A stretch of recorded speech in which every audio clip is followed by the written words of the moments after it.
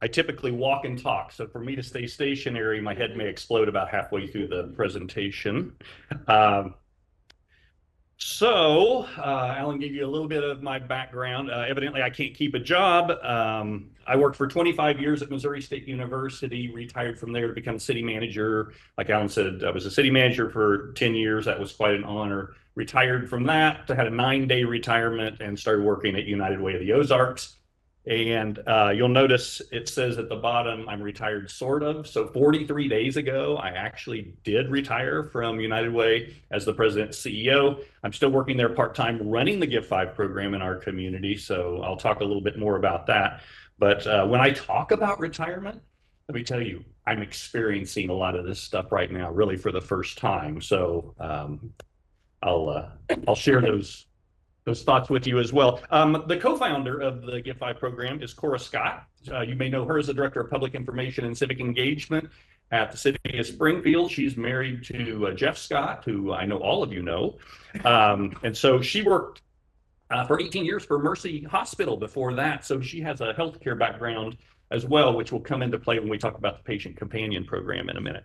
So let me talk a little bit about why we would develop a program like this. At the time, I was the city manager. Cora was the Director of Public Information and Civic Engagement. We had plenty to do. We were both working 70 hours a week. Why would we put something else on top of that? And it's because of these factors.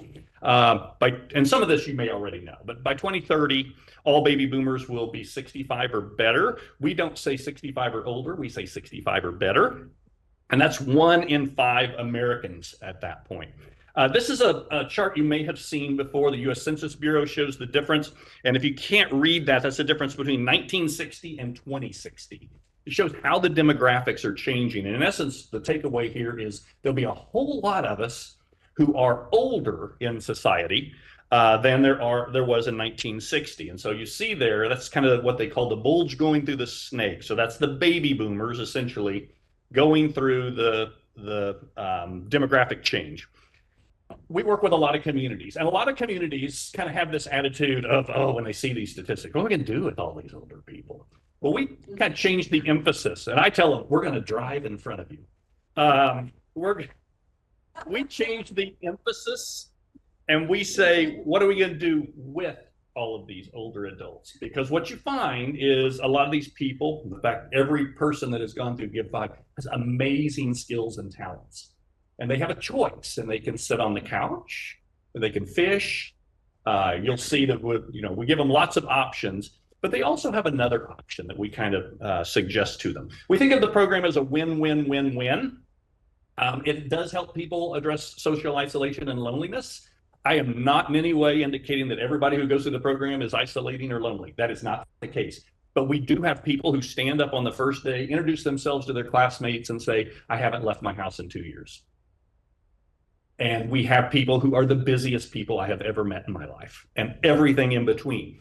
But we kind of discovered through this process that there are a lot of people in our community who are isolating and lonely, and you don't see it because by the very definition of isolation and loneliness, they're out of sight. And out of sight, out of mind. I had one of my mentors from Missouri State University who was isolating after he lost his wife of 50 years.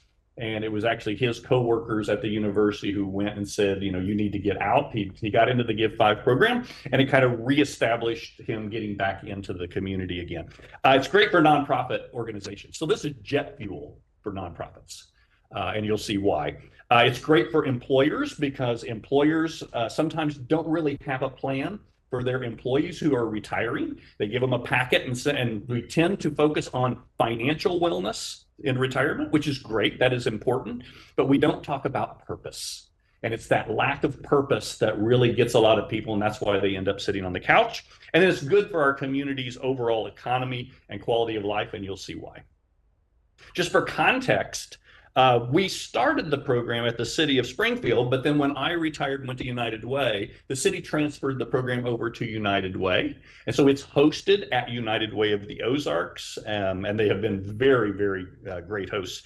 And it's funded in part by the Greene County Senior Citizens Services Fund. So we work with that board. They have been very generous. This program would not exist without their funding from the Greene County Senior Services Fund. I'll just say that because They took a chance on it. This was an unproven program. This was an idea of, a couple of kids saying, hey, we've got this idea from a program, and they made it happen. So half of the program is funded by the Greene County Senior Citizens Fund. Half of it is funded by sponsors. United Way of the Ozarks, it doesn't cost them a dime. So anything you're giving to United Way is not going toward the Give 5 program because it's already funded. We think of the program as romance, which surprises some people, but here's why we think of it as romance. Although we have had people start dating in the program, but that's not why we call it romance. We think of it as a civic matchmaking program. Think eCivicHarmony.com. If you're familiar with eHarmony, think eCivicHarmony. We haven't been sued by eHarmony yet, but it's probably invariably we will. On one side of this equation are the nonprofits, and I used to run one. And I can tell you, nonprofits are constantly in need of talent. And we'll talk a little bit about why that's so important at this point in time, because this program is relevant at this point in time with all the things that are going on. On the other side of the romance, you've got an entire wave of people with tons of skills, tons of talents, and really for the first time in their life, they have time. So just quickly, why we created this program is because it's at the intersection of 5 macro trends. And I'm kind of a macro trend geek. I love these things that change 1%, 2% over time. And after 20 years, we go, oh, wow, how did that change all of a sudden? Well, it didn't change all of a sudden. It changed over time. So we started studying various macro trends. And I think these are macro trends that every community in the country is experiencing. These are the 5 macro trends, and I'm going to go through them real quickly. But if you're my age, you see the Texaco star. Actually, where the star is at the intersection of all these 5 arrows pointing in on themselves, that's where the Give 5 program is. So it's at the intersection of these 5 macro trends. The first trend is this massive wave of talent that is on the move. You've probably seen this number. 10,000 of us turning 65 every day for 19 years. That's 70 million of us turning 65. Not everybody will retire at 65. Sam Hammer, who passed away recently, never retired. He basically just kept working and working and working. And then there's people who will end up retiring at 60 and everything in between. But 10,000 a day turning 65 is a massive wave. So Cindy and I were just talking about this. A lot of us get our identity from our work, maybe not our total identity, but part of our identity. When I was city manager, if you'd have seen me on the sidewalk and you go, you look familiar, who are you? I wouldn't have said, I'm a father, I'm a husband, I'm a guitar player. I would have said, I'm the city manager. So the day I retire, how do I answer that question? And that becomes awkward. And because that's part of our identity. And so if you ask me who I am, I likely will tell you what I do. Then suddenly that changes. The day you retire, they take away your key or your name badge. They turn off your email account. We joke about, wouldn't it be great if they turned off our email? Well, they do. They turn off your email. And then suddenly you're out of the loop and somebody stops you and said, hey, what's going on over at this intersection? I have no idea. I'm out of the loop. And they say, we'll invite you back for Christmas and Thanksgiving dinners. They don't invite you back. I've been invited back for one thing. So that part of your identity is gone. So that chapter is closed and another chapter is opening if you want it to. Second macro trend is the largest baby boomer health risk. And according to the U.S. Surgeon General, and he just put out a new report on loneliness and isolation that sounds like the most boring report you've ever seen. If you read the first 20 pages of it, you will be knocked out. And it's available on the web. But according to the U.S. Surgeon General, the largest health risk for these retirees is one of these 5 things. It's isolation. And so Dr. Julianne Holt-Lundstedt, who's a supporter of the Give 5 program, she's a researcher at the University of Utah, and when she was at BYU, she and her team did a study and said, well, what does that mean? What's the actual health impact of loneliness and isolation? And it's the equivalent of smoking 15 cigarettes a day. So when we think about people retiring and sitting on the couch, that's the health impact. Here's the other thing we're studying. So what's the impact of artificial intelligence on the ability to isolate? So people have devices like Alexa around the house. Alexa gets 1 million marriage proposals a year. Some of those are jokes. Some of those are not. And when you think about the fact that you can have a conversation with Alexa, you're really having a conversation with an algorithm. I'm an old computer programmer. I know how this works. you're having a conversation with an algorithm. So is that really healthy? So if we now can have anything delivered to our doorstep, is that really the way we should live? We can isolate and make it, and we're making it really easy to isolate.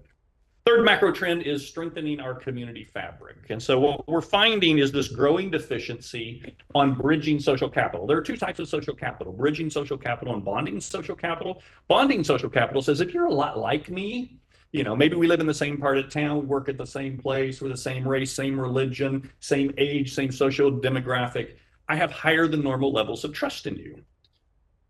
But if we're different, and this is true for our area too, based on surveys, I have a lower than normal level of trust. Well, why would we care about that? It's because it's real easy for us to break up into us versus them. And so we self-select into these bubbles, and social media makes this real easy to happen because we end up in bubbles with people who are like us. There are also these media echo chambers, and media echo chambers, in essence, reinforce our preconceived notions of how we think the world works. And so we've basically self-selected to the point, if you tell me your news sources, I can tell you statistically a lot about them. We have self-selected to our news source. That is not healthy. That is not good. So the question becomes, can we reverse these trends? Can we actually build bridging social capital by bringing people together and building what we call community ownership? If we don't do that, this is what happens to a community. There starts to become this attitude, and you've probably heard it like I have, of, well, that's those people, it's their fault, and they better get their act together. But we're all in the same boat. And so if one end of the boat has a hole in it, the whole boat sinks, doesn't it? So in our community, we have to get people to start thinking about the fact that we're all in this together, rather than that's their problem and I'm in the dry part of the boat. Well, you won't be for long. So it really doesn't become our problem until we learn about not only all the facts, but the way these things interconnect and the fact that we are all connected. Fourth macro trend, increased importance of volunteerism. So this is another point in time that's kind of unique and why this program is needed. Drury University a few years ago did a volunteer study. How many volunteers are we short? So they reached out to all the nonprofits and said, how many volunteers do you have? How many volunteers do you need? Simple calculation. And we as a community were 8,000 volunteers short. That was before the pandemic. This is now a 5-digit number because volunteerism has not returned to the way it was pre-pandemic. So let's say 10,000, 12,000 volunteers short. And where are those volunteers coming from? Here's something that's exacerbating the problem is in 2018, and this is before the pandemic, 2 years before the pandemic, the labor curve inverted. First time in the history of our country had more jobs than people to fill them. So why should we care about that? Well, if you are a nonprofit and you're trying to fill a position, there is fierce competition for talent. When I was the president and CEO of United Way and we were trying to hire a chief financial officer, 3 blocks away is Burris. Who do you think pays more for a chief financial officer, me or Burris? They pay 3 or 4 times what I can afford to pay. So this competition for talent becomes very, very devastating to nonprofits. So the question is, can skilled volunteers help fill some of that need? Probably not all of it, but can it fill some of that need and help fuel nonprofits? Consequently, nonprofits are going to rely more on 2 things over the next decade. The first one is volunteer support. The second one is philanthropy. And so that leads us to the 5th macro trend, which is in fact that the largest transfer of wealth in the history of the world is already underway. So this is what $30 trillion looks like. And that's what's going to change hands over the next generation. So what would happen if just a sliver of that money went back into Greene County? A big game changer. If 5% of the wealth transfer in our community went back into the community, might be to nonprofits, might be to other organizations, that would change everything in our community. And that's just 5%. But why would people do that? Why would people give 5% of their wealth to their community rather than to their family? Well, people have to connect at an emotional level. People aren't just going to go through the phone book, and I know there are no more phone books, but if they go through the phone book and just say, hey, how about that? That CASA, that sounds good. Let's give money to CASA. They won't do that. But if they have been, maybe they had a family member who was dying, they had hospice come in, They saw hospice workers and they go, wow, that was special. I want to give money to hospice. They have an emotional connection to hospice. They will give money to hospice. So people have to care about things, and they have to care at an emotional level. I won't care deeply about the things I don't understand. So if you don't know these things are out here, you're not going to leave any financial support to them. So that's the intersection of 5 macro trends. I think every community in the country is experiencing all 5 of those. Here's the kind of kicker is we were not designed to take a 40-year vacation. And that's kind of how we're set up right now. We get to the point of retirement. The latest indicators that are that babies that are born today in the Western world have a greater than 50% chance of living to 105. That's a 40-year vacation, folks. And so we have to rethink what retirement is. We think of the program as couch propellant. It's people up off the couch into the community. We created the program based on the central assumption that people are good. And we saw that over and over. When I was city manager and we reach out into the community and say, we need some help, which is not something government is real good at. When I was at the city, I'm not sure I ever saw the city reach out to the community and say, we need your help. We did that when we were addressing poverty in the community. And we're one of the few communities in the country have seen their poverty level go down. It's not because of just what the city did. It's because of what the entire community did coming together. People are funny. So we've seen it over and over. People want to help. They just don't know how to help. And they're just waiting to be asked. So we ask as part of this program. Quite honestly, during your working life, everybody's so busy that you don't really see what's going on in your community. You really don't know what's going on in your backyard. It's nobody's fault. It's just we're busy and we have all these things going on, so they don't really see their community. We let them see their community. So we let them do 2 things. One of them is that we let them see behind the curtain and see what's going on in their community. The second thing we do, though, is we give them a taste testing of volunteer opportunities. How do you know whether you'd like to volunteer at this organization? What's it like? What's their culture like? Do they need my skills? So we let them do a little taste testing of those nonprofits that are literally in their backyard. The key to achieving the biggest impact is to select a focus area. In our community, we have selected reducing poverty, because there are, according to the library, about 3,000 nonprofits in our community. So how do you select 23 nonprofits to participate in this? But we selected them based on whether they were working to address poverty in our community. Some are addressing poverty upstream, some downstream, some both. But they're all addressing poverty, because if you're going to throw hundreds and hundreds and hundreds of highly skilled volunteers at something, wouldn't you like to move the needle on something in your community that's of significant? We could have just scattered them to the wind and, out of 3,000 nonprofits, they just kind of go to 350 different locations. But instead, we focused them on reducing poverty. So the question we ask every community that we talk with is, what would you do with all these highly skilled retirees in your community? What's the focus area? What would you want to move the needle on? So here's how it works. So these are the logistics. We try and limit the class to 20 to 22. Sometimes they're smaller than that. We used to do them bigger than that. We used to do classes of 25. It was a little bit like herding cats. And so we've kind of reduced it to 20 to 22, which is about our sweet spot. There's no cost to participants. The fact that we get the Greene County Senior Citizens Grant and the sponsorships allow us to offer this entire program at no cost to participants. And so people are naturally skeptical. Really? It's free? It is free. There's 5 program days. And so it's not in a row. It's like 5 Wednesdays in a row or 5 Thursdays in a row. We start about 8:30. We go until about 4 o'clock. We physically visit 23 nonprofits. So it's getting on a bus and going and visiting, and it's speed dating. The whole idea here is that seeing is believing. When you actually walk into a nonprofit, you get a chance to see what's going on and kind of experience the culture. You have a natural sensing of whether or not this feels right to you, which is different than if you had the CEO come into this classroom and talk with you. You wouldn't really get that same sensing. So on the first program day, we do an orientation. We explain to them what's going on in their community. So it's very much classroom based in the morning. They learn from each other. They get introduced to their classmates, which is our favorite part, because these people have amazing backgrounds and skills. And then in the afternoon, we put them on a bus and we go visit 3 nonprofits on the very first day.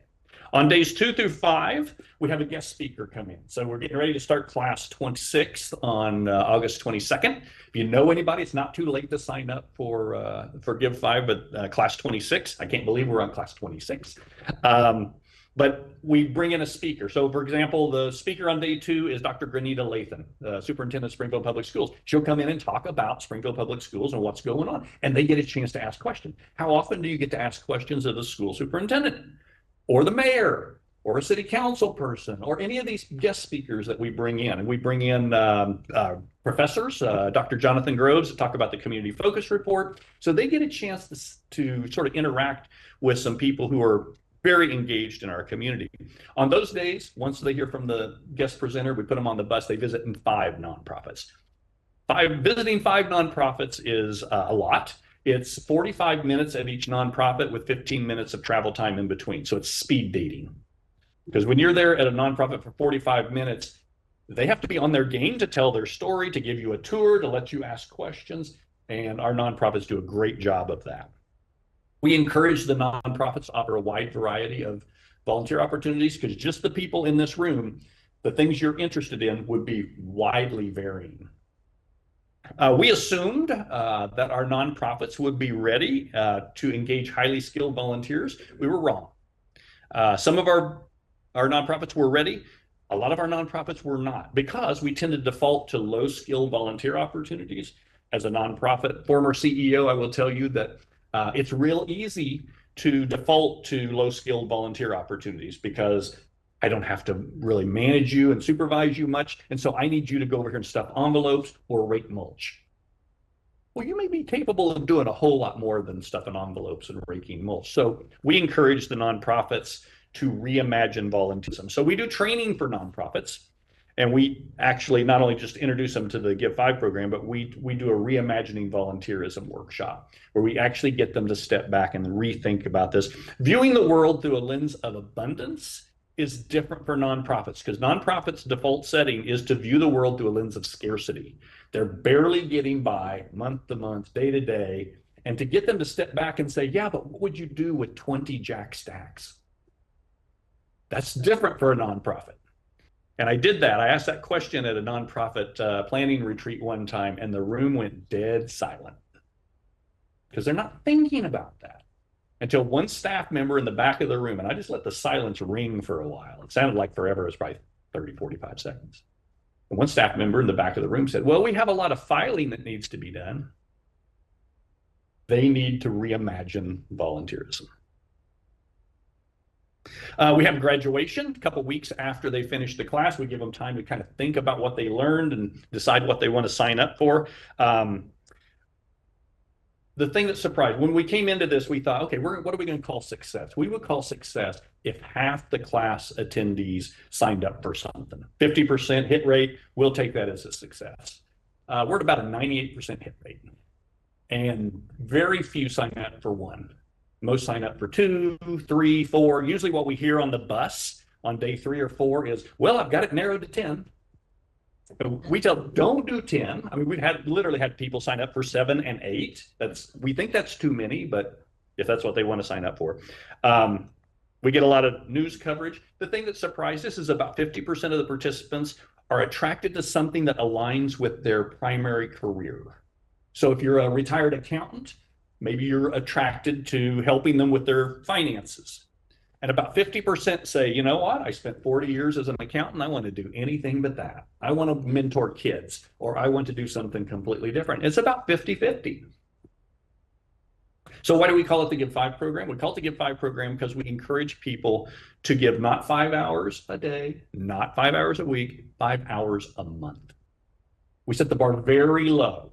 And we do that on purpose because we don't want to scare people away. This is not another full-time job. They want to do all these other things in their life. They want to visit the grandkids. They want to go play golf, go fish. Great, do all those things. But you can also do 5 hours a month, and you'll see that actually what they do is more than that. It is the power of a shared experience. And so they would not have done this individually. When you retire, I guarantee you, you will not pick up the phone and call 23 different nonprofits and say, tell me what you do. Can I come over and tour and visit your organization and see whether this is a good fit for me? You just won't do it. But you'll do it as a group. And you'll do it if it's already organized for you. And that's what Give 5 is about. So it creates this incredible sense of belonging. And we've seen statistically that people feel like they belong once they go through the program. And that sense of belonging is very powerful. Missouri Lieutenant Governor Mike Kehoe is a huge fan of this. In fact, he's helped us with state funding, but also he's contacted us and said, can I do a video for the Give 5 classes so that I can just thank them for what they're doing in our community? Because the Lieutenant Governor is the senior advocate for the state. Special engagements, Cora talks about the fact that during the pandemic, she got contacted by the Greene County Medical Society, and they said, hey, we want to help coordinate shots in arms for the vaccine, and could Give 5ers help? She reached out, sent out an email, and I think within 24 or 48 hours, she had 24 people signed up. These are people with a healthcare background, retired nurses, retired doctors, retired pharmacists, and they actually went on a bus out into rural communities and gave vaccinations. The impact on the community, we're working to measure that. So we're working with two different universities. We're working with Penn State University and Stanford University, and they both assigned researchers to work with us. We had a call with them again yesterday.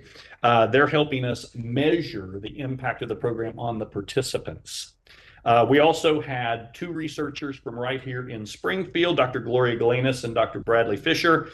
Bradley's a retired coordinator of the gerontology program at MSU and actually went through the program. And they contacted us one day and said, we're both researchers, we're both retired, and we're both bored. Can we do a research project on Give 5? And we thought, oh, this is manna from heaven. Yes. And so they did a research project for us. So we've got 337 retirees since the late 2017. In 2019, they did the research study, and at that time, we had graduated only the first 5 classes, and then I think it had been about a year after the 5th class. So they wanted to wait a little bit and just study the first 5 classes to see if it was sticky. So here are the results. 79% were still volunteering after a year or more, which we thought was a great indicator of the stickiness. They averaged 18 hours a month. It's not the 5 hours a month we ask them for. They're averaging. That's the average, 18 hours a month. So you know a lot of people are doing way more than that. You take the total volunteer hours, use independent sectors, and this is the old value of volunteerism. It's way out of date. It was $25 at the time. It's $33 now. At that time, it was over $300,000 a year for just the first 5 classes. We're getting ready to host class 26. Okay. Some of the indicators here, it's very, very popular. It increases levels of trust. It increases levels of connectedness in the community and ownership, community ownership, which is that red bar. These folks become advocates in the community, and so they end up defending the community. Most of them tell 10 or more people about the program, which really surprised us that they did that. Is it still working? This is class 20, had 18 graduates. They committed to 70 volunteer opportunities at 25 different nonprofits. We only visited 23. They committed to 25. There's no danger of running out of retirees. There's the demand curve. And so we're only going to see more. We're coming. We've received tons of recognition. We were the Missouri Municipal League's Innovation Award winner a couple years ago. We get a lot of national press. Currently, we're in these communities, and the state of Missouri is the first state to actually adopt Give 5, and so we're in these locations in Missouri as well. Dr. Robert Putnam, who is the author of Bowling Alone, is a huge advocate of this program, gave us this quote. Suffice it to say, when we got this quote, it made my week. Well, I don't think I've got time to do that. Again, it's just a win-win-win-win for the community. More information, you can have people go to give5program.org and they can sign up. Again, we have a class starting August 22nd. I'm sorry I didn't leave enough time for questions, Alan. Apologize. Do I have any time for any questions, or are we out of time? Quick question. Is there a question? Yes, ma'am. Do you have classes or times that you could go of an evening to take these classes, should you want to do that? We only offer them during the day because that's when the nonprofits are open. Ah, Yeah. And so you reminded me of something. Patient companion program. I've got flyers up here. Give 5 volunteers actually helped senior age develop this patient companion program because they found there were a lot of older adults not getting medical procedures done because they didn't have anybody to go with them. And so these are volunteers that go with them. They also go with them at doctor's visits and record what the doctor's recommendations are, then email them to the patients afterwards. They can also email those recommendations to family members like myself, so I can help my mom or my dad with compliance. And so the hospitals love this. This is a brand new program, and I've got a couple of flyers up here. If you know anybody that needs a patient companion, have them call Senior Age. It's a great program. All right. Thank you.